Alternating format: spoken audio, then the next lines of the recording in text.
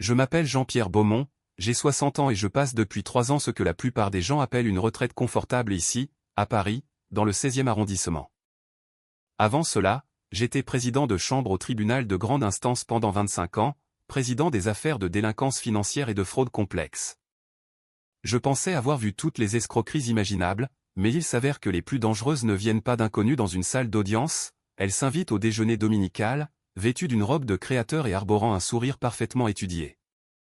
Ce dimanche-là avait commencé comme les autres. Mon fils, Thibaut, m'avait invité à déjeuner au restaurant Le Meurice, face aux Tuileries. Il fréquentait Chloé depuis environ 8 mois et j'avoue que je n'avais pas prêté autant d'attention à leur relation que j'aurais dû. Thibaut a 35 ans, il est chef de projet brillant dans une entreprise de la French Tech et il a toujours été prudent en amour, peut-être trop. Lorsqu'il m'a enfin présenté Chloé il y a 3 mois, j'étais simplement heureux de le voir épanoui. Elle était superbe, je dois le lui accorder, de longs cheveux sombres, une posture impeccable, le genre de femme qui sait exactement quel effet elle produit et comment l'utiliser.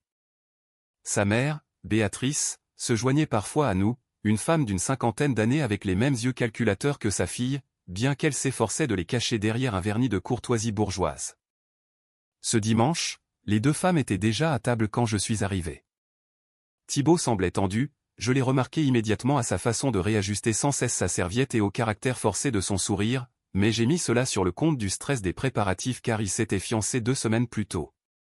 Jean-Pierre, a dit Chloé en se penchant vers moi avec ce sourire éclatant, je suis si ravi que vous ayez pu venir, nous avons des nouvelles passionnantes à partager concernant le mariage.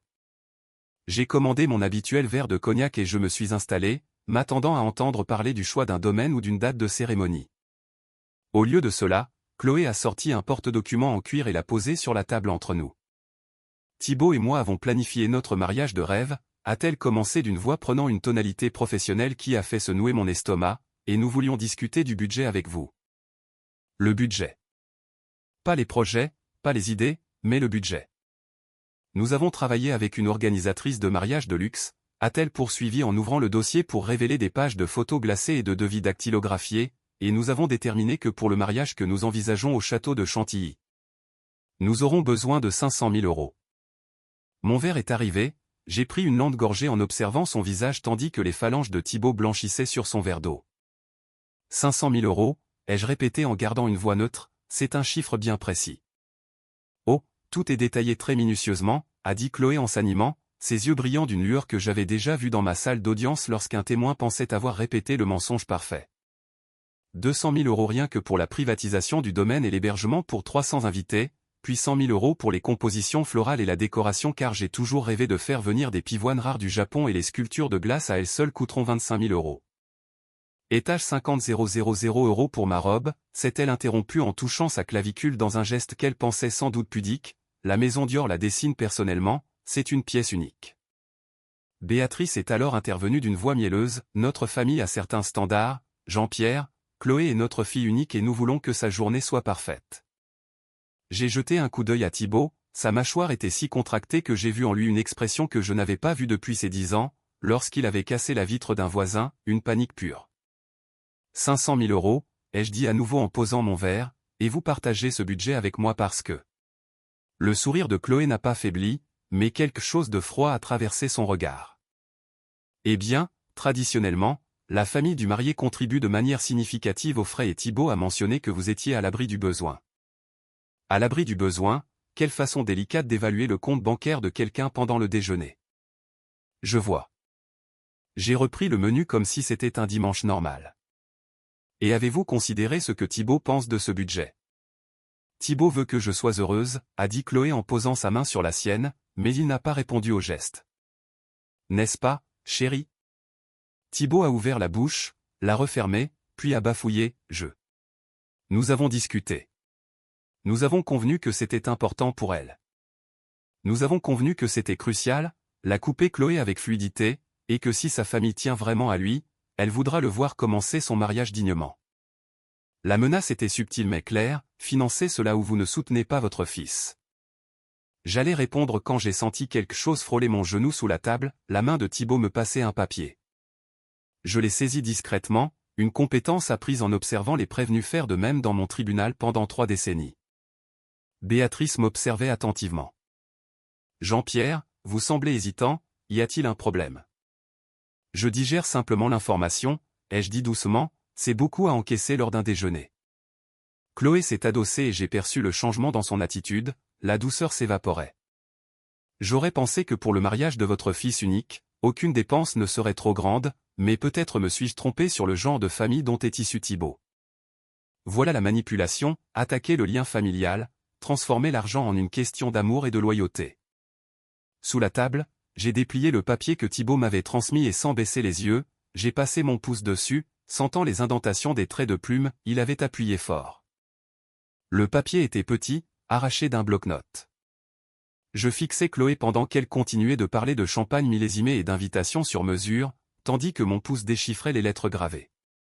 Quand j'en ai compris le sens, mon sang s'est glacé, mais j'ai appris une chose en 25 ans de magistrature, le moment où vous montrez votre jeu et le moment où vous perdez le contrôle. Alors j'ai souri, j'ai hoché la tête aux moments appropriés et j'ai écouté le discours de plus en plus agressif de Chloé alors que mon esprit analysait les 6 mots que Thibaut venait de m'écrire, « Papa, c'est une arnaqueuse.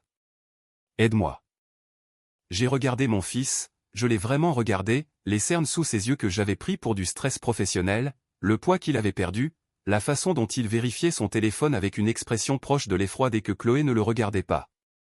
Comment avais-je pu rater ça? Mais je savais pourquoi. J'étais seul depuis que la mère de Thibaut était décédée il y a 8 ans et je m'étais jeté dans le travail judiciaire pour éviter le silence de la maison. Une fois à la retraite, j'avais comblé le vide avec ma passion pour la restauration de textes juridiques anciens. J'avais été si heureux que Thibaut trouve enfin quelqu'un que je n'avais pas posé les questions qu'un ancien juge aurait dû poser, comme pourquoi une femme de 32 ans sans carrière apparente vivait dans un appartement de luxe à Saint-Germain-des-Prés. Ou pourquoi chaque conversation revenait vers l'argent, ou pourquoi le cercle d'amis de mon fils s'était mystérieusement réduit.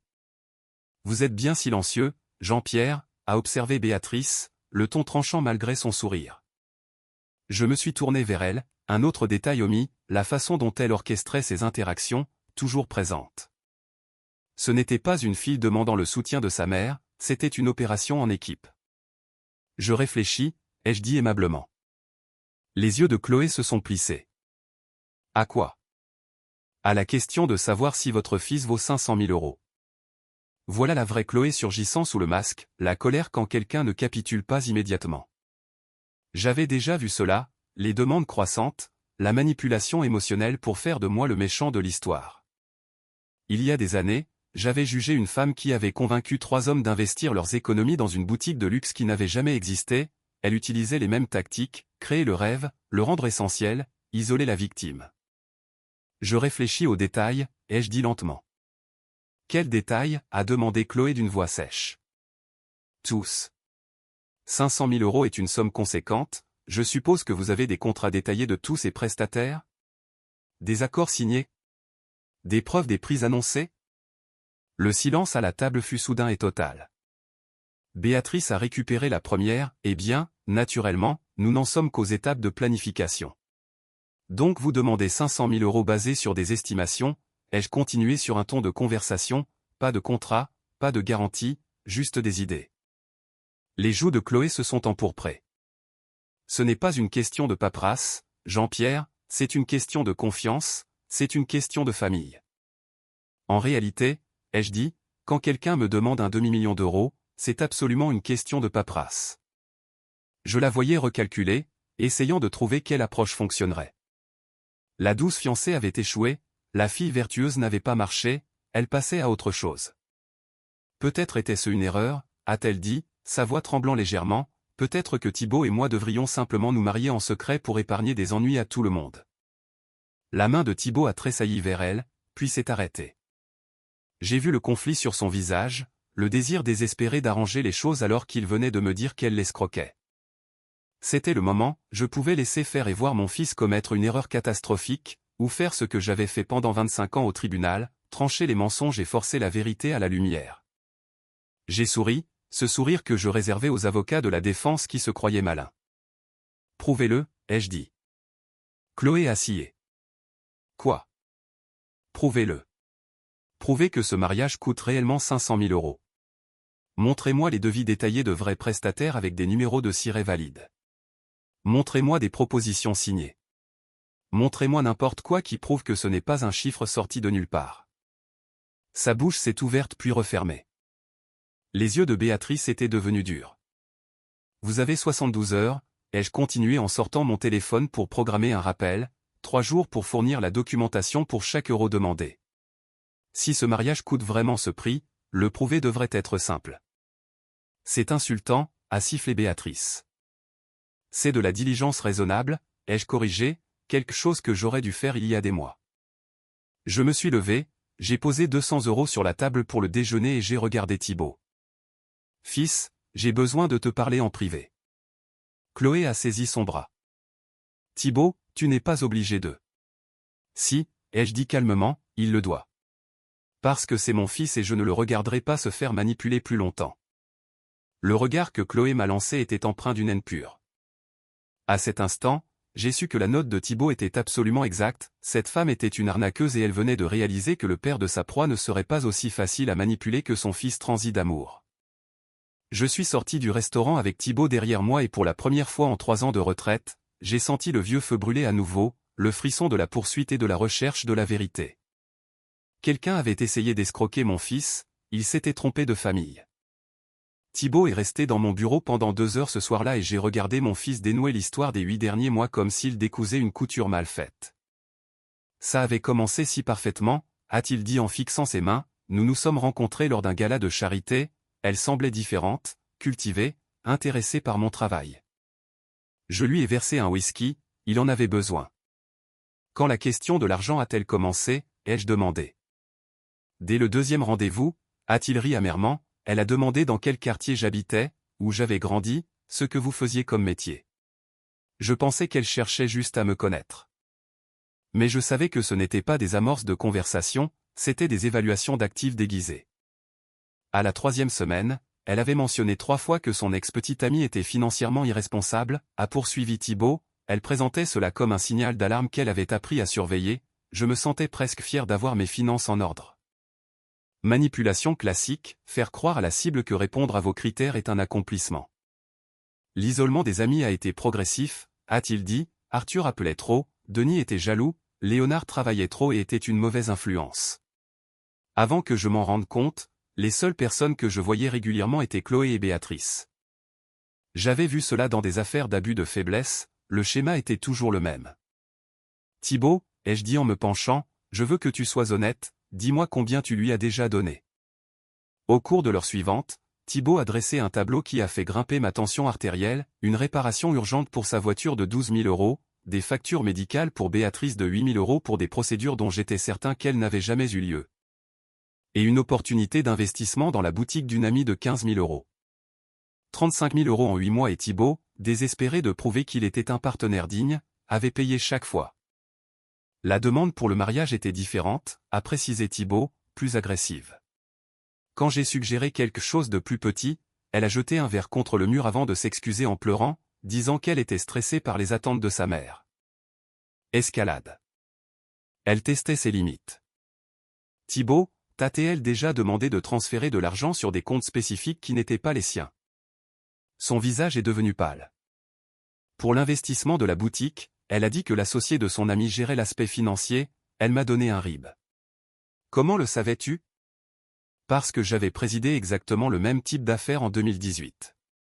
Le lendemain matin, j'ai appelé Luc Morel, un détective privé qui avait travaillé sur plusieurs de mes dossiers. Luc, j'ai besoin d'une enquête approfondie sur 2 femmes, dossiers financiers, relations passées, propriété, tout. Officiel ou personnel, a-t-il demandé. Personnel.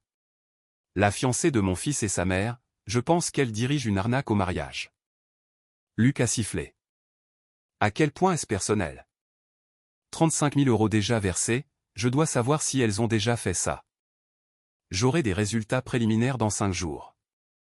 Pendant que Luc travaillait, j'ai contacté Maître Antoine Vallon, un avocat spécialisé dans les litiges financiers. Antoine, j'ai besoin de toi, mon fils est la cible d'une escroquerie et je veux un dossier en béton pour des poursuites pénales. Les 72 heures se sont écoulées sans aucune documentation de la part de Chloé. Au lieu de cela, à la 71e heure, elle a envoyé un SMS à Thibaut, j'ai parlé à l'organisatrice, elle dit que les accords verbaux sont la norme dans le luxe, les contrats arrivent après la compte. Tu me fais confiance, n'est-ce pas? Magnifique, elle créait un récit où demander des preuves devenait un acte de trahison. Le 5e jour, Luc a appelé, tes instincts étaient bons.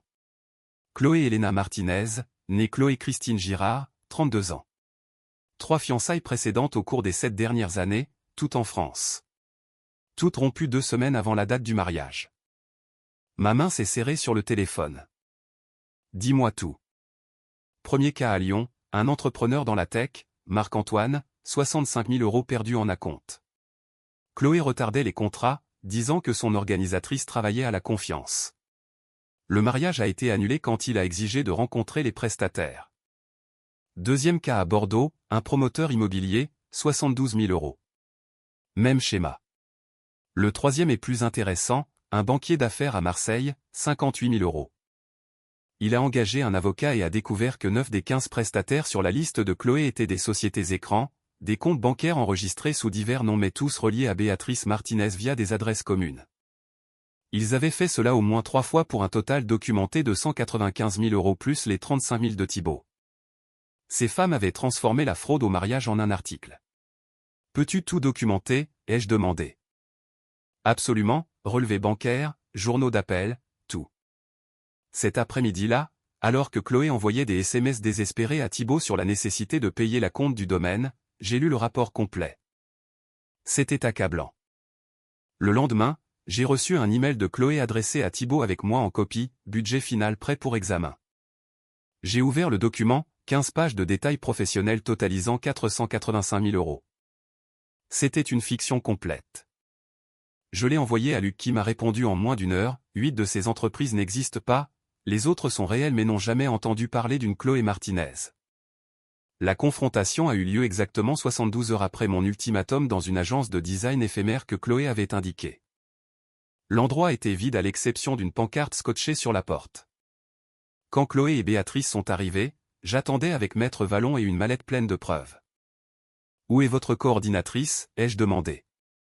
Michel doit être en retard, a dit Chloé d'une voix fragile, elle dépose du mobilier dans ses nouveaux bureaux.